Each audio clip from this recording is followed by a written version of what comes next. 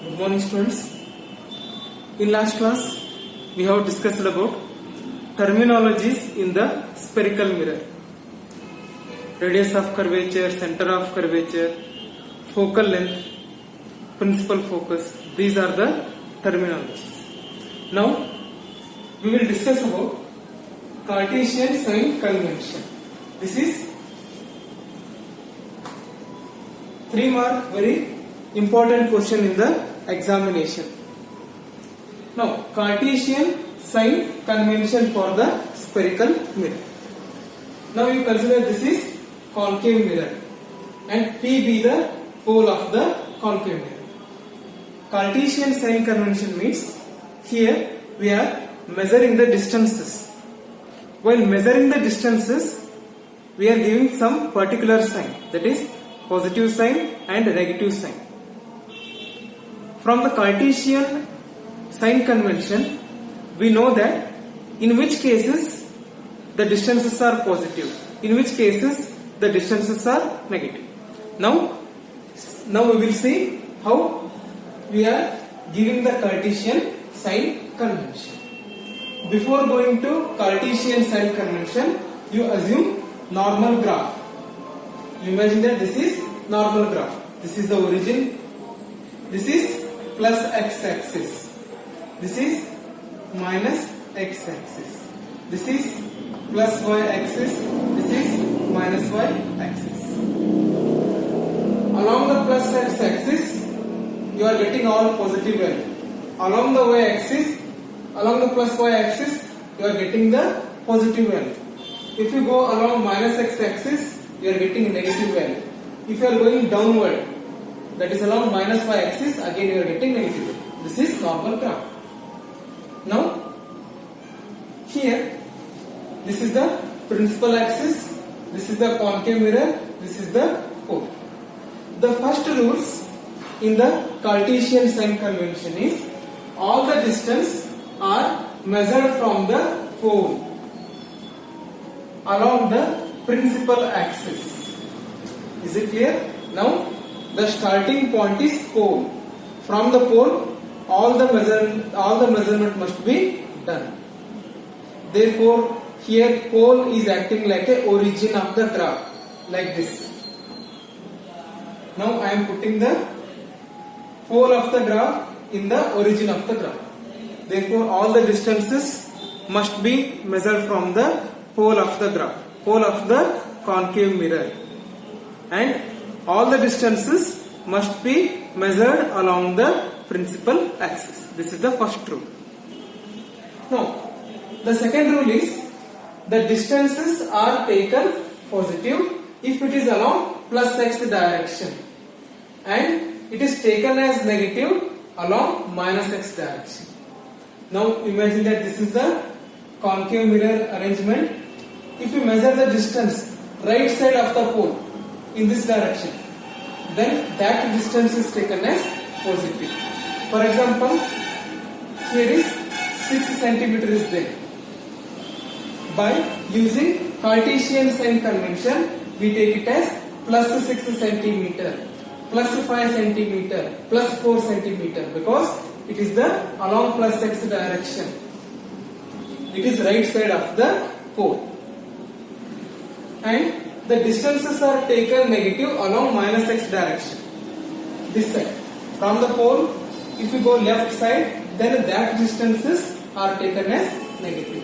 For example, this distance is, if it is 3 cm, then you must take it as minus 3 cm, minus 4 cm, minus 5 cm. Is it clear? The second rule, if it is a pole, if I go along plus x direction, then the distances are taken positive. From the pole, if you go along minus x direction, then the distances must be taken as negative. This is about horizontal direction. Now, vertical direction. In vertical direction, what is the third rule? The upward distances perpendicular to the principal axis are taken as positive, and the downward distances are taken as negative.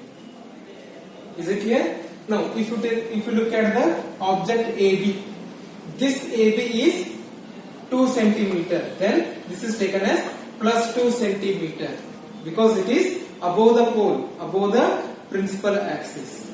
Now, this here is A dash B dash. For example, it is also 2 centimeter. Then it is taken as minus 2 centimeter because it is below the pole, below the principal axis. Is it clear?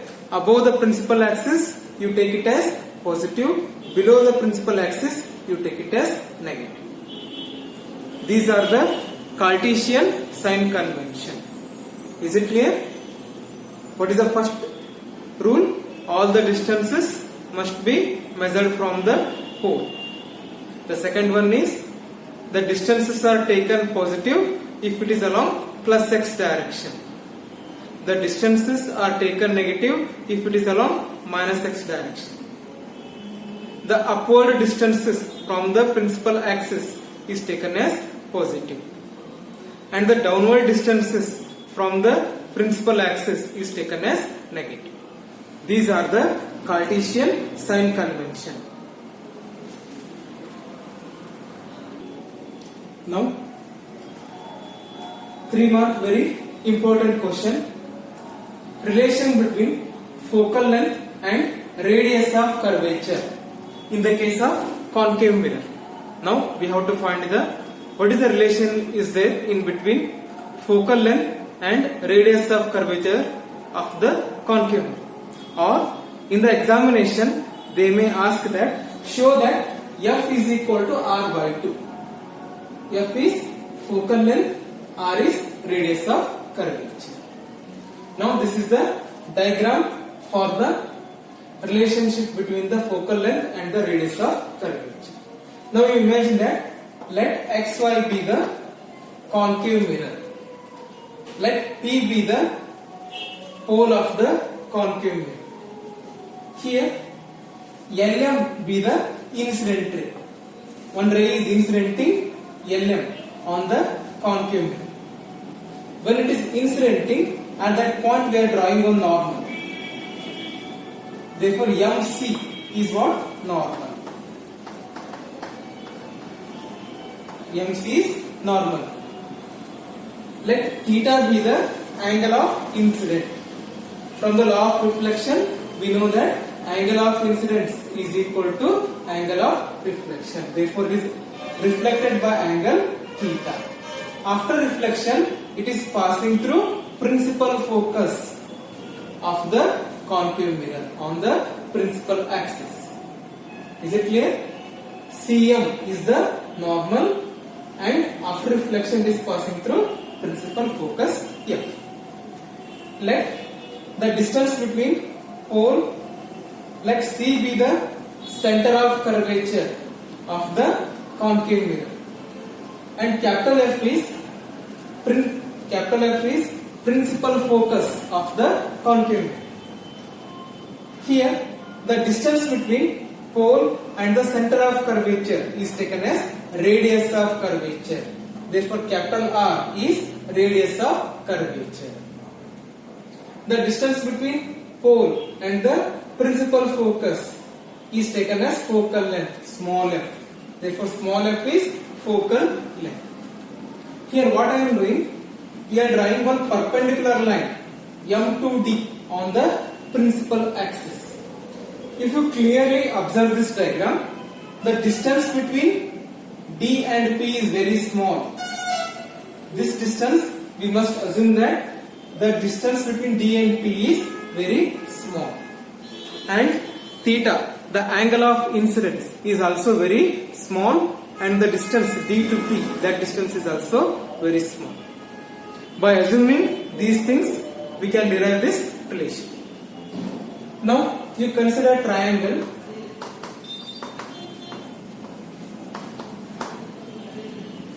Triangle CDM. This triangle CDM, like this. M D C. CDM. In the triangle CDM, what is the angle? Theta. This is the angle theta. Now, what is tan theta? Tan theta is equal to opposite divided by adjacent. This is the opposite, MD, divided by adjacent is CD. Now, for small angles, we are already assuming that the incident angle is very small. For small angles,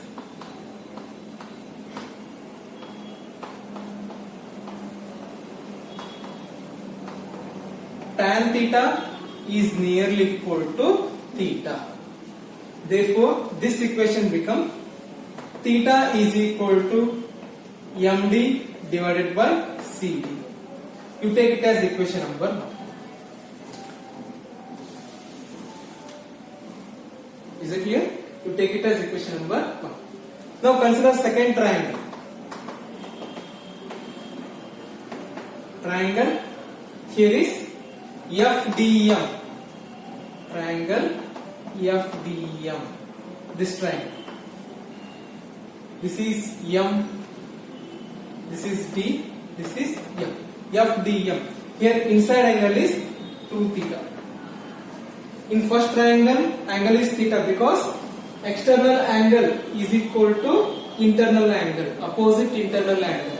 Therefore, if it is theta, here is theta. Here theta plus theta, 2 theta. External opposite angle is 2 theta. Therefore, internal angle is equal to 2 theta. Is it clear? How theta and 2 theta are coming? Theta plus theta, 2 theta. Theta only theta. Now, again, now it becomes tan 2 theta. Tan 2 theta. Again, tan theta is equal to opposite divided by adjacent. That is MD divided by FD. For small angles,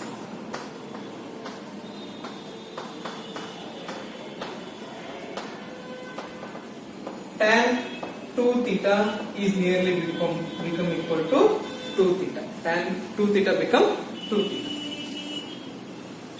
Then this equation becomes 2 theta is equal to MD divided by FD. You take it as equation number 2. From first triangle, equation number 1. From second triangle, equation number 2. Now you divide equation number 2 divided by equation number 1. Now what is equation number 2? Here 2 theta is 2 theta divided by equation number 1. Equation number 1 LHS, that is theta. Now equation number 2 RHS, this MD divided by FD. Equation number 1 RHS, MD by CD. By rearranging, I can write it as CD divided by MD. Now look at here. Here theta will get cancelled. MD will get cancelled. Therefore, 2 is equal to CD divided by FD. Now look at the diagram. If you look at the diagram, here CD distance is nearly equal to CP because the distance between D and P is very small. Therefore, CD distance is nearly equal to CP distance. What is CP? P to C. Pole to center of curvature is nothing but radius of curvature. Therefore, I take it as R. Now FD. This distance F to D is nearly equal to F to P. This is equal to this because this distance is very small. Therefore, FD is nearly equal to FP. Now, what is FP or PF? The distance between pole and the principal focus is nothing but focal length. Therefore, you take it as F. You put these values in this equation. Then this equation becomes 2 is equal to CD, that is nearly equal to CP, that is equal to R, divided by FD, that is nearly equal to FP, that is nearly equal to small f. Finally, focal length is equal to r by 2. This is the relation. That is, focal length in the case of concave mirror or convex mirror is half of the radius of curvature. If radius of curvature is equal to 40 centimeter, then focal length is 20 centimeter. If focal length is 10 centimeter, then radius of curvature is 20 centimeter. Or we can write radius of curvature is equal to 2 times of the focal length in the case of spherical mirror. Okay, this is very important derivation from exam point of view.